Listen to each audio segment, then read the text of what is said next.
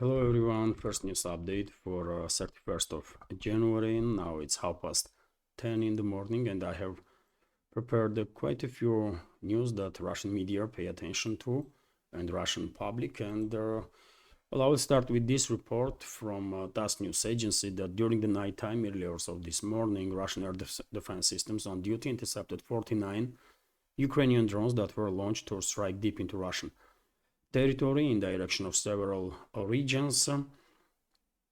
To be more precise, 25 drones were intercepted over the Rostov region, 8 drones over the territory of Volgograd region, 6 drones over the Kursk region, 4 drones over the Yaroslavl regions, 2 drones over the Belgorod, and 2 drones over the Voronezh regions.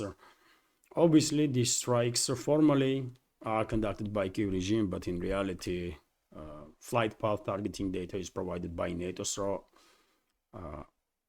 I think about these strikes as NATO strikes, because that's what it is, really. And we are getting closer and closer to a day when Russia will retaliate. And then these NATO countries will find out. Meanwhile, Vzгляд newspaper is reporting that according to Sergei Lebedev, a coordinator of the pro-Russian underground or pro-Russian resistance in Nikolaev region, Russian armed forces almost completely destroyed portal infrastructure of Ismael city in Odessa region. Ismael is located on Danube River and extensively were used by NATO to deliver weapons and munition to Ukrainian Nazis and fascists and all sorts of mercenaries that NATO sent there. And obviously it is good if information is 100% correct, and Ismael will no longer be used by enemies of Russia to send more weapons to Kiev-controlled territory. Meanwhile, RT is reporting that Russian Defense Ministry updated their estimate on Ukrainian military losses. So Ukraine has been losing around 50,000 servicemen every month during the past half a year in their conflict with Russia, according to estimates by the Defense Ministry in Moscow. In January, for example, Kiev regime lost almost 52,000 military personnel. Figure stood at 48,000, more than 48,000 in December, and more than 60,000 in November last year. So in average, yes, one may say that Turkey regime for quite some time now losing about 50,000 troops on monthly basis, and reports are that Zelensky's regime is no longer capable of to forcefully mobilize enough personnel to basically fulfill ranks of its brigades, because they are losing approximately 50,000 troops, and they are able to mobilize forcefully 20 to 30,000 people on a monthly basis. And then even then, from these 20 to 30,000, many forcefully mobilized people are surrendering during the first opportunity or fleeing their bases. Also, update of Russian Defense Ministry on situation in the Kursk Salient area. So according to Russian military, Kiev regime's invading force and the NATO mercenaries lost in Kursk Salient area since the beginning of invasion more than 56,000 troops, 325 tanks, 241 infantry fighting vehicles, 185 armored personnel carriers, and there are thousands and thousands of other pieces of equipment. Entire army basically that was trained by NATO, armed, equipped by NATO, especially for this purpose to invade Kursk region, is being decimated in the Kursk Salient area, and process continues, and Russian troops are basically finalizing destruction of this invading army. Ukraine, meanwhile, also interesting report that Ukraine wants EU to replace lost US aid. Ukrainian lawmakers have appealed to non-US donors to fund local media outlets and NGOs following a suspension of Washington's foreign assistance programs that has reportedly drastically impacted their sector. Last week, President of US Donald Trump halted the cash flow from the US and ordered a 90-day review of aid schemes. Many affected programs were run by USAID, Washington's soft power agency that distributes billions of dollars each year to projects that promote US interests around the world under the premise of humanitarian development. It spent over 60 billion in 2023, and I guess this number even higher in 2024. Yesterday it was, isn't it? I reported based on information that coming from Kiev controlled territory that some 90%, by the way, not 1, not 5, not 10, but some 90% of so-called media and NGOs in Ukraine are experiencing difficulties now due to this decision of Trump to hold their cash flow for 90 days through USAID. Can you imagine? I mean, I wonder what U.S. Citizens' reaction would be if they will know that 90% of so-called media and NGOs in Ukraine were funded by their money, with their tax money. But anyways, let's continue. Blaster. Question is, will EU replace now these billions and billions that US is no longer sending, at least for 90 days, to Kiev regime? And I guess yes. I guess they will try at least to allocate some another few billion euros of European taxpayers' money now to enrich some corrupt criminals in Kiev controlled territory and to maintain their propaganda outlets for time being. Anyways, let's continue with there's some more news. And well, Blastrok's EU manufacturer of artillery shells for Ukraine. Explosion at their munition factory in Rheinmetall subsidiary in the southeastern Spanish municipality of Murcia on Thursday injured the 6 workers, one of whom is in serious conditions. The German arms giant is a major supplier of weapons to Ukraine, and well, this manufacturing plant was producing all sorts of weapons, munition, including 155mm shells that were then transferred to Ukrainian terrorists and the Nazis. And well, obviously they're gonna blame Russia, I guess. Let's wait for a day or two, but I think they're gonna blame Russia, because nowadays whatever happens in the Western world, the usual suspect is Russia. If it rains too much, it's Russia's fault. If it snows too much, it's Russia's fault. If it's sunny day, too sunny day, it's Russia's fault, obviously. I mean, how else, right? If some roads have not been maintained for decades, it's Russia's fault. If some bridges have not been maintained properly and collapses, it's Russia's fault. Everything is Russia's fault, right? In the Western world nowadays, everything that happens is Russia's fault. So most likely they're gonna blame Russia. Although at this point, at least here in Russia, we just don't give a damn, man. Absolutely, right? Meanwhile, this hatred of Russia is reaching in the Western world. There are such levels that high-ranking officials in the West no longer are ashamed to call for total extermination of Russian citizens. All 145 millions of us. And this is normal stuff in modern West, by the way, to call for extermination of the entire population of the country. This is normal stuff in the modern West, right? I know not all people are on the same page with such calls. Many people, minority, but still many people don't see us as enemies or don't want hostilities to continue between our countries. But unfortunately, majority, in my personal opinion, by the way, majority in the Western world is so indoctrinated with this Russian hatred that probably they are on the same page with the Czech senator that calls for mass deaths of Russians. So new EU sanctions on Russia should be so strict as to bring about a repeat of the World War II siege of Leningrad. Czech senator Miroslava Nemtsova has said in now deleted post on X. And obviously, all of you know, dear friends, a tragedy that happened in Leningrad, now St. Petersburg. During the Second World War, city was under the siege from 1941 to 1944, almost 900 days, and approximately million people died during that siege from starvation, from cold, from freezing conditions, and that's what this Czech senator wants to be repeated, although on entire Russia scale.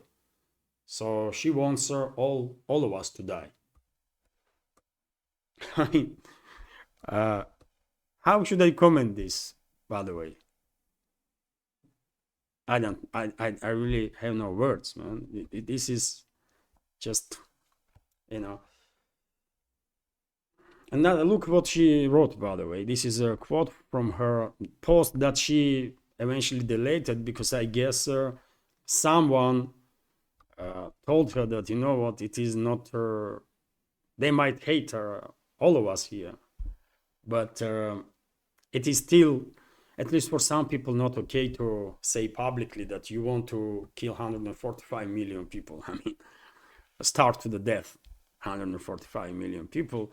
And she deleted that post, but what she wrote initially, and this is quote: as we remember the victims of Holocaust and witness the genocide of Ukrainian people. What genocide of Ukrainian people she's talking about? I mean, no, that sentence already says what kind of stupid, inhuman element this Czech senator is. But anyways, today Russia celebrates their anniversary of the liberation of Leningrad from the siege during the World War II. Although they do not need to celebrate, but to experience it again. Sanctions should be even stricter, fingers crossed. She added so yes, and then she deleted this Twitter. Okay, I mean, I don't know. That's the attitude, by the way. As far as I'm concerned, this is the attitude towards us in the West. I know there are many good people, should be, by the way. Tens of thousands, hundreds of thousands of good people in the West that don't want to genocide us all, right? And don't want to see these hostilities. But I'm afraid the majority in the West, majority of people in the West are on the same page with this senator. That's what I think, by the way. You know, otherwise she would not dare to post something like that. She posted it because she knew she will receive some applause, right? And I don't know. I don't know, man. This is just too crazy. This is just too crazy. And unfortunately, I don't really see possibility to influence these processes. And I guess this hatred towards us will forever stay part of Western societies, majority of the Western societies, because this majority is not going to change, by the way. They are too indoctrinated. They will pass down this hatred towards us to their next generations and the next generations and next generations. And maybe best decision for Russia will be to, you know what, open the door to all the good people from the West that might want to visit Russia or to migrate to Russia. Be open to all good people, but when it comes to this majority that hates us so much, I mean, Russia should be isolated from them. Just, I don't know, man. Just we have to stay away from Western world as much as possible, man, because that's what they want. By the way, they want to kill us all, literally. They want to kill us all, and they are saying it openly. I mean, Crazy, isn't it? But that's the times that we are living in. And I guess she is still senator. She was not removed from her position. I did not see any news that she resigned or left her position. No, no one cares. Anyways, dear friends, if you like this small independent project from media project from Russia, if you think I deserve to work in this field of news and political commentary, please consider to support my project with donation or with donation through PayPal or Boosty platforms, or by subscribing to my Patreon page or page on Boosty. Links are on this video in the description box and in the pinned comment, including crypto wallet, just in case. And that's been said, let's continue with some more news. And we have some good news from Middle East. There was an exchange of hostages yesterday. Israel released more than 100 Palestinians. Palestinians released 8 hostages. And truth looks like truth is holding, and let's hope this ceasefire will continue and there will be no more escalations in that part of the world. Also, Gazetero is reporting that European mercenaries surrendered in mass to forces of Rwanda in the Congo, by the way, Democratic Republic of Congo. There is a significant escalation there nowadays in Democratic Republic of Congo. This M23 militia group, which is supported by Rwanda and some other countries, including Western countries, by the way, they managed to establish control over their significant town of Goma, and there was a significant presence of European mercenaries, European private military companies, I guess, in this area. They were working for Democratic Republic of Congo, and they decide to surrender in mass. More than 300 or about 300 mercenaries, European mercenaries, surrendered, majority from Romania, according to reports. And I'm quite sure, by the way, there are plenty of mercenaries are fighting on behalf of this M23 or Rwanda forces too. Democratic Republic of Congo asked UN for help, but what UN is able to do, that's a big question. And overall, this conflict, by the way, is all about minerals, right? Natural riches of Congo, and there are quite a few European states are involved there in this conflict because they have their own interests, right? To have access to these minerals, and therefore, unfortunately, it is highly unlikely that this escalation will end anytime soon. But it was quite surprising to me personally to learn that so many European mercenaries were actually present in Congo. That so much so that about 300 of them surrendered to Rwanda, and according to reports, they will be deported to their countries. But who knows what is waiting for them now. Meanwhile, this is also interesting news that US is about to test aging plutonium in its nuclear arsenal.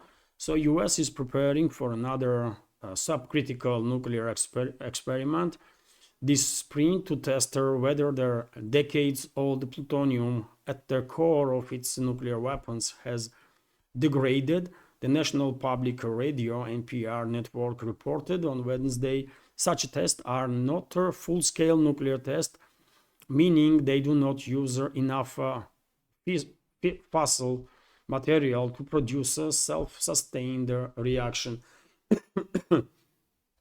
in any ways, it's a significant development. I guess we are not that far away from a point when nuclear tests will resume,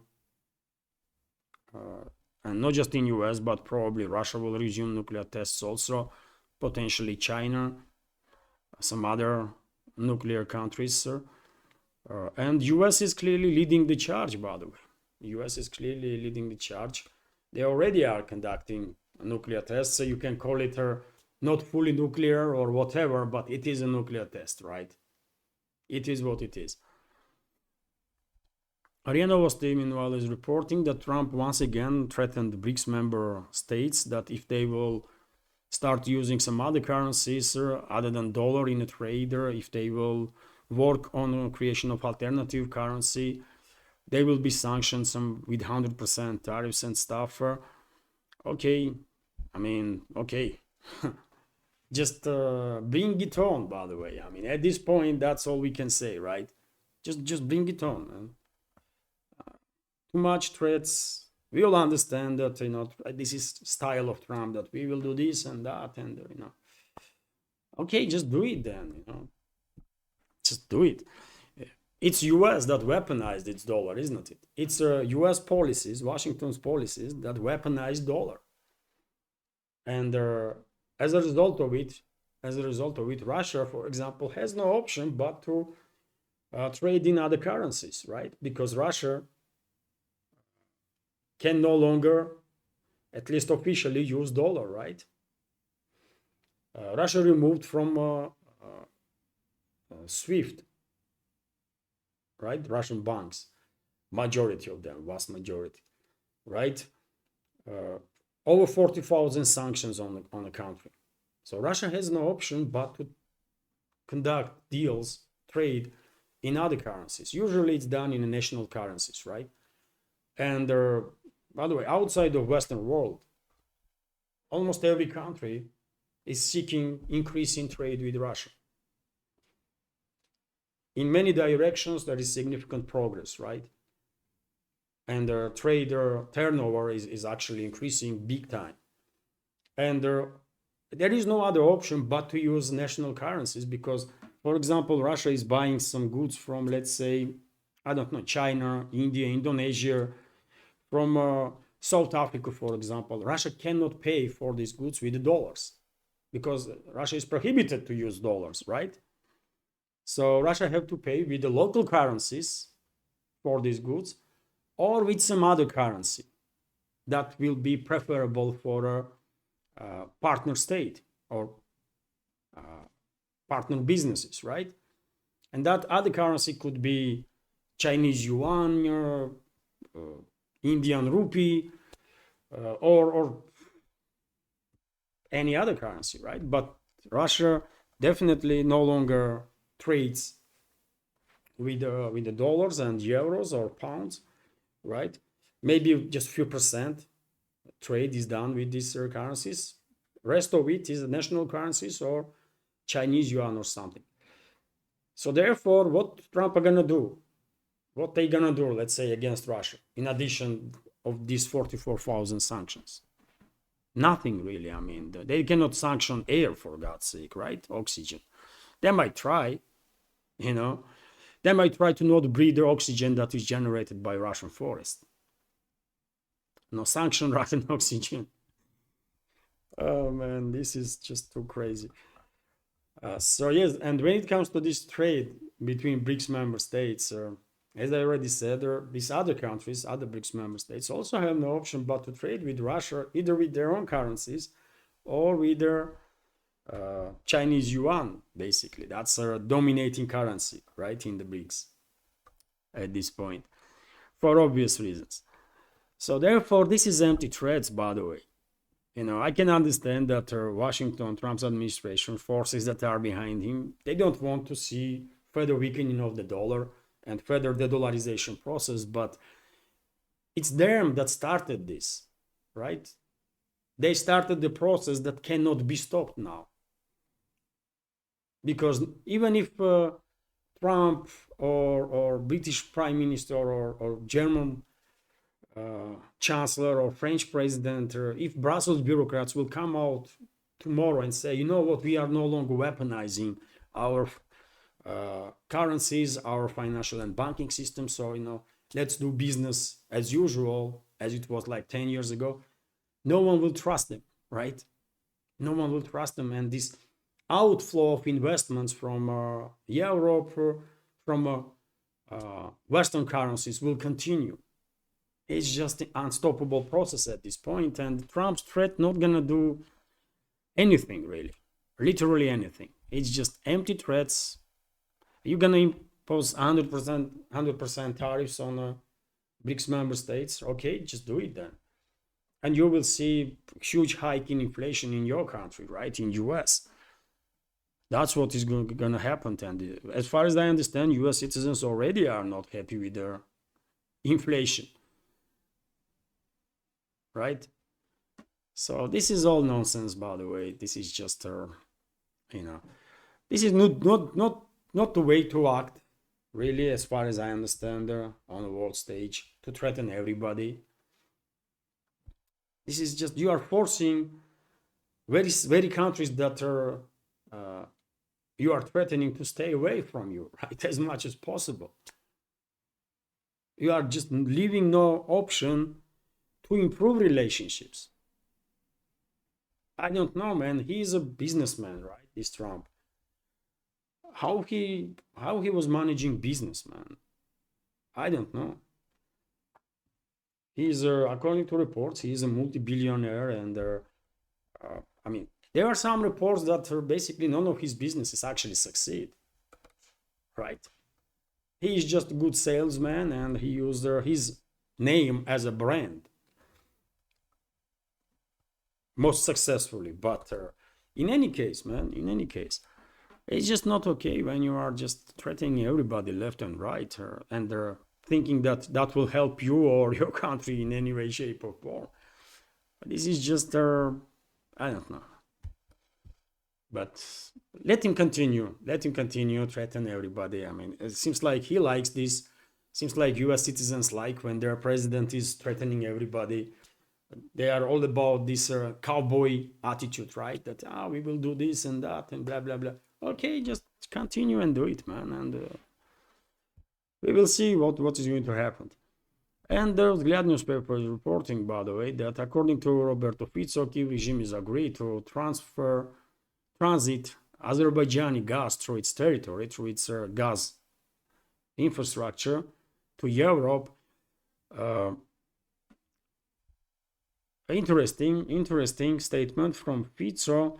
Let's see what Kiev regime is going to say about it. But as far as I understand, Kiev regime did not prolong contract with Russia's Gazprom formally because they don't want Russia to make money by selling gas through Ukrainian territory to Europe, right?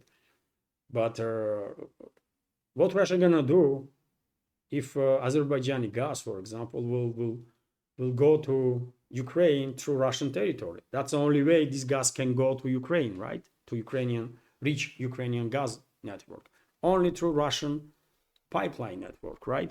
So Russia will still make money on that, on transit of this Azerbaijani gas, right?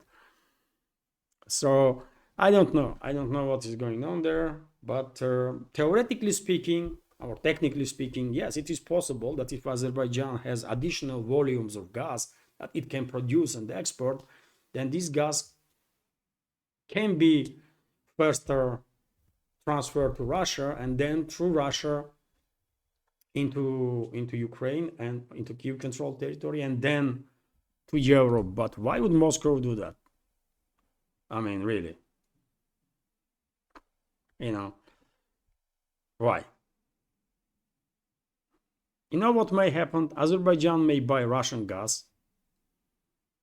Let's say if a cubic meter, if 1,000 cubic meter is let's say $500, Azerbaijan may buy it with a little discount, let's say for $450. This is just approximate numbers, by the way, as thought experiment, and then sell it this formerly Azerbaijani gas then to Europe for 550, let's say, dollars for a cubic meter, and well, there will be some good margin for Azerbaijan, right, of profit in that regard. And this gas will never leave Russia.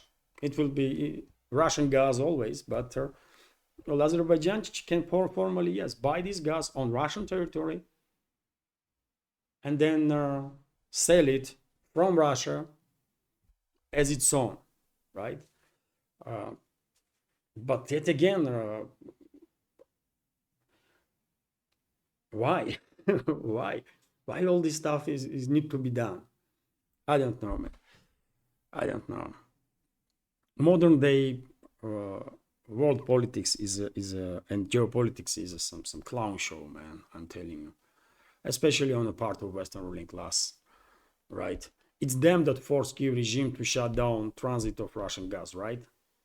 And now they have no option due to principal position of Slovakia and Hungary, but to looking for some ways to basically support these countries with their energy. But yes, technically speaking, it is possible that formerly Azerbaijani gas will be transferred or transited through Ukrainian pipeline network to Europe. Let's see if such an agreement will be reached. Otherwise, if that gas pipeline network in Q-control territory is useless, unusable for Russia, then I guess it is becoming legit target, right? And can be destroyed together with their underground gas storage facilities, and should be destroyed, by the way. You know, if you ask me, Russia should stay away as much as possible from Western world and cut whatever economical or other ties can be cut, so that never ever again Western ruling class will feel that they are in a position to do something. You know, we will close our market for you and this and that. You know what? Close it and keep it close, man. Who gives a damn? So I'm all in favor of good relationships between the people, but when it comes to relationships between the countries, until Western countries are controlled by these Russophobic psychopaths, by the way, Russia definitely cannot have relationships with them, normal relationships anyways, right? And only way to secure Russia from these psychos is to keep Russia as away as much as possible, right? That's how I see it anyways. And this is it for now, dear friends. A relatively short update. Hopefully you will find it informative, interesting, and useful. And if so, please click that like button and leave some commentary. This is the only way we can at least try and influence this crazy algorithm that YouTube has. And likes and comments will be helpful on Rumble also, dear friends. I remind you that my channel on Rumble is monetized. And if you have, if it's not too difficult for you to watch these videos on Rumble, please do so. That may be helpful. On YouTube, my channel was never monetized and will never be monetized. So I'm a bit surprised that this channel still exists, by the way, on YouTube. So anyways, if you can, please share information about my channel with your friends and online or offline. And if you want to support this project, all the links are on this video in the description box and in the pinned comment. This is it for now. Have a wonderful day and a great upcoming weekend. Take care.